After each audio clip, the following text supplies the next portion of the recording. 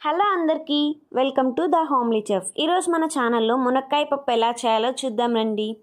ముందుగా ఒక గ్లాస్ కందిపప్పు తీసుకొని బాగా క్లీన్ చేసుకొని 1 అవర్ నానబెట్టుకోండి. ఈ నానిన తర్వాత కుక్కర్కి మూత పెట్టేసి ఒక 5 to 6 విజిల్స్ వచ్చేంత వరకు ఉడికించుకోండి. పప్పు విజిల్ పోయి ఉడికిన తర్వాత ఇలా పప్పు గుత్తితో పప్పుని మెత్తగా వెనుపుకొని పక్కన పెట్టుకోండి. తర్వాత ఒక ప్యాన్లో కొంచెం ఆయిల్ వేసుకొని ఆయిల్ హీట్ అయిన తర్వాత ఇందులోనే జీలకర్ర, ఆవాలు, ధనియాలు, ఎండుమిర్చి వేసుకొని ఫ్రై చేసుకోండి. ఇది ఫ్రై అయిన తర్వాత ఇందులోనే కొంచెం కరివేపాకు, అలానే ఒక 4 వెల్లుల్లి రెమ్మలు, ఒక ఆనియన్ వేసుకోండి. ఇదంతా ఒకసారి ఫ్రై చేసుకోండి. లైట్గా ఫ్రై అయితే సరిపోతుందండి, మళ్ళీ ఉడుకుతుంది. లైట్గా ఫ్రై అయిన తర్వాత ఇందులోనే ఒక సన్నగా పొడుగ్గా కట్ చేసిన టమోటా కూడా వేసుకొని ఫ్రై చేసుకోండి. ఇప్పుడు ఈ టమోటాలోనే కొంచెం సాల్ట్ అండ్ పసుపు వేసుకొని ఫ్రై చేసుకోండి.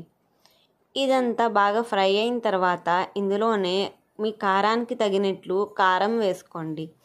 ఇదంతా ఒకసారి మంచిగా కలుపుకుంటూ ఫ్రై చేసుకోండి. తర్వాత ముందుగానే క్లీన్ చేసుకొని పైన తోలు తీసుకున్న ఈ మునక్కాయల్ని ఇందులో వేసుకొని ఒకసారి మంచిగా మొత్తాన్ని మిక్స్ చేసుకోండి. ఇదంతా బాగా కలిసిన తర్వాత ఇందులోనే మనం ముందుగా పక్కన పెట్టుకున్న పప్పు, అలానే వాటర్ 2 వేసేసుకోండి. అలానే నానబెట్టుకున్న చింతపండు కూడా వేసుకోవాలండి. మీరు ముందుగానే చింతపండు నానబెట్టుకొని దాని గుజ్జు తీసి పెట్టుకోండి. ఇలా నేను ఈ చింతపండు వాటర్ కూడా ఇందులో వేసేస్తున్నాను. మొత్తం వేసి ఒకసారి మంచిగా కలిసేలా కలుపుకోండి. ఇదంతా బాగా కలిసిన తర్వాత దీనికి మూత పెట్టేసి ఈ మునక్కాయల్ని ఉడికించుకోండి. పప్పు, మునక్కాయలు అంతా బాగా ఉడకాలండి మనకి. ఇలా మధ్య మధ్యలో ప్లేట్ తీసి చెక్ చేసుకుంటూ కలుపుకుంటూ ఉండండి.